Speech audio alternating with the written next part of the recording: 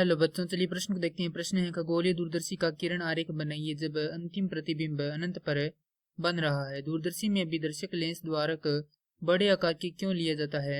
एक खगोलीय दूरदर्शी के अभिदर्शक व नेत्र लेंसों की फोकस दूरियां क्रम से 250 सेंटीमीटर तथा 10 सेंटीमीटर है। यदि अंतिम प्रतिबिंब अनंत पर बनता हो तो दूरदर्शी की आवर्धन क्षमता ज्ञात कीजिए। तो प्रश्न को आगे हल करें उससे पहले जो प्रश्न की मुख्य अवधारणा है उस पर विचार करते हैं।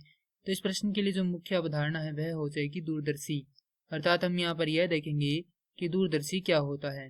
तो दूरदर्शी तो वह प्रकाशिकी यंत्र जिसकी सहायता से दूर स्थित वस्तु का प्रतिबिंब नजदीक व बड़ा देख सकें, दूरदर्शी कहलाता है। अर्थात दूर की वस्तुओं को बड़ा करके दिखाने वाला प्रकाशिकी यंत्र क्या कहलाता है? दूरदर्शी कहलाता है। अब हमें बताया, प्रश्न में पूछा गया है कि खगोलीय दूरदर्शी का किरण आरेख बने जब अंतिम प्रतिबिंब कहां पर बनता हो? अनंत पर बनता हो।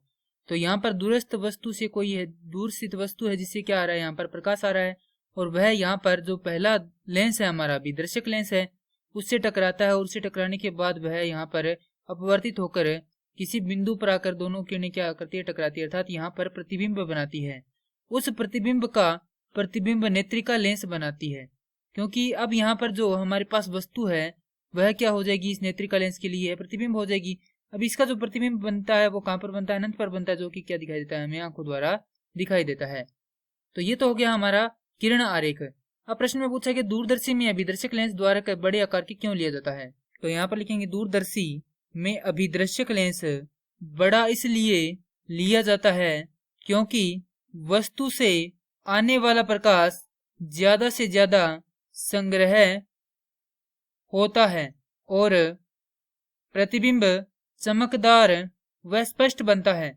प्रश्न में हमारा जो अंतिम प्रश्न वह है कि दूरदर्शी की आवर्धन क्षमता ज्ञात कीजिए। तो जैसा कि हम जानते हैं कि आवर्धन क्षमता m बराबर होता है ऋणात्मक FO बटा में FE, जहां FO बराबर अभिदर्शक की फोकस दूरी और FE है नेत्रिका की फोकस दूरी। तो m बराबर है, यहाँ से हमारे पास आएगा ऋणात्मक FO का मान है 250 भाग में FE का मान है 10, तो हमारे पास उत्तर आएगा यहाँ से ऋणात्मक 25। यहाँ पर ऋणात्मक चिन्ह यह दर्शाता है कि प्रतिबिंब क्या बनेगा? उल्टा बनेगा। तो यहाँ पर लिखेंगे प्रतिबिंब उल्टा प्राप्त होगा और इसकी आवर्धन क्षमता कितनी है? 25 है। और ये क्या करना था? हमें ज्ञात करना था। मैं आशा करता हूँ कि यह प्रश्न आपको समझ में आया होगा। धन्यवाद।